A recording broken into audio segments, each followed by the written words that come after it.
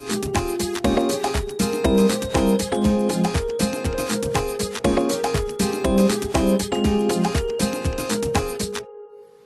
when you start encountering situations that money can't solve, then you begin to really realize how much you need God.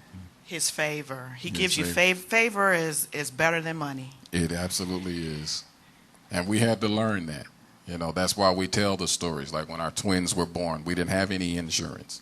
We had no medical insurance when our twins were born. The medical bill was $32,000 because my wife was in and out of the hospital from her 6th month all the way till she gave birth to them. And that bill showed up, $32,000, and so I called. I called to start making arrangements. I was going to send $10 a month and pledge my grandchildren because they'll still be paying on this at $10 a month. And they kind of put me on hold and then came back and said, Mr. Green, because your wife was, she was the kind of care that we had her on in the program and just some experimental medicine and all of that, your bill is $300.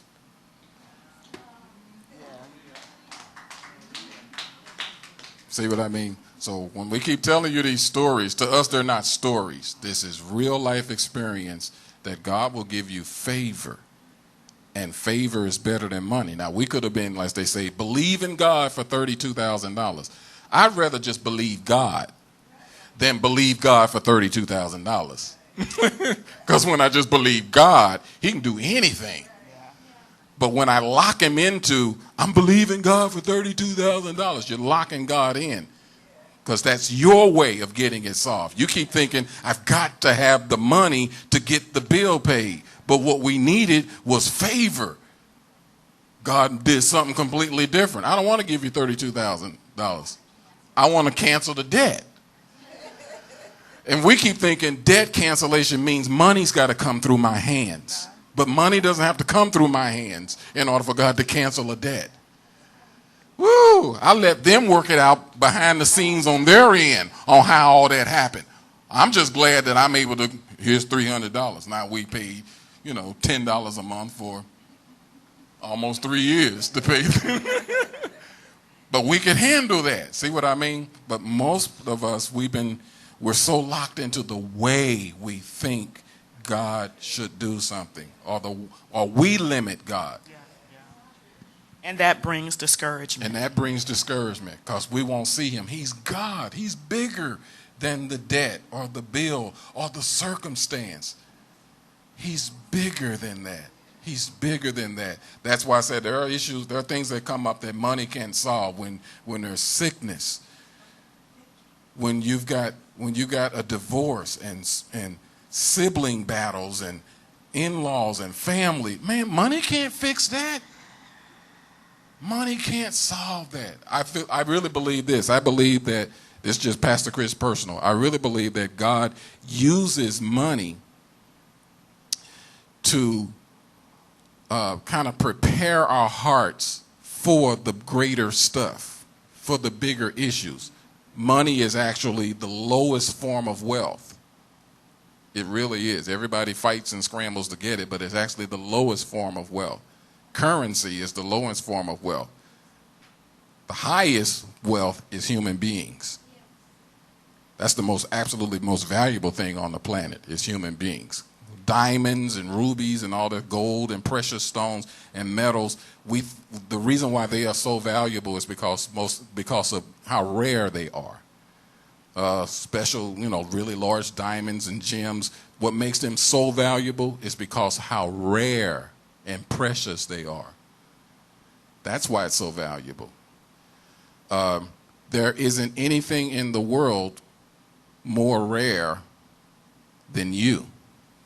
Why? Because there's only one of you on the entire planet. Now just think, if there was only one diamond left in the world, how valuable it would be. But there's only one of you. You say, but there's 6 billion of us on the planet. Yes, but there's only one of you, which makes you the most rare. Can you guys hear me today? You're the most rare because there's only one. So you're priceless. You and I are absolutely priceless, but we don't place value on that. But God says that's the true riches.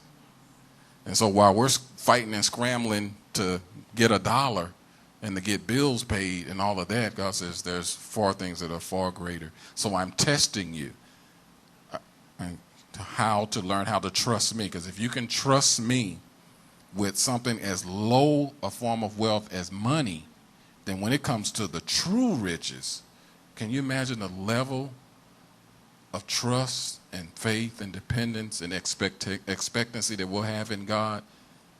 So he kind of uses money to exercise our, let me put it this way, our spiritual muscles and say, okay, Lord, I'm trusting you. I trust you. You know, I'll give and I'll keep planting and sowing, and you keep watching God respond. But it's just exercising us to learn how to really to trust him. It's not about the money, but we're learning how to trust him. I'm just learning to trust him. And then he starts going beyond money. You find out, wow, no, it really isn't money that I need. I need him. And he's like, yes. But I started you off with money to get you to the point where you see that it's real. No, it's not money you need. You need me.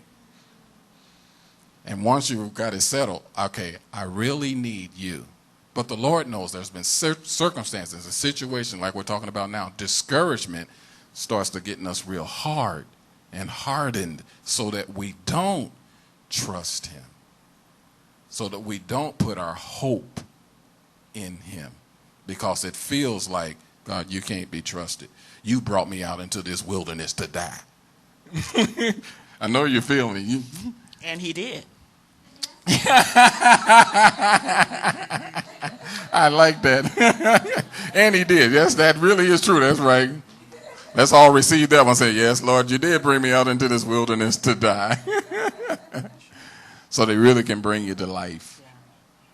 There's so much of myself. Man, I found out that I was a people we would pleaser. kill ourselves. We really are would. so self-destructive and don't even know We it. don't know it.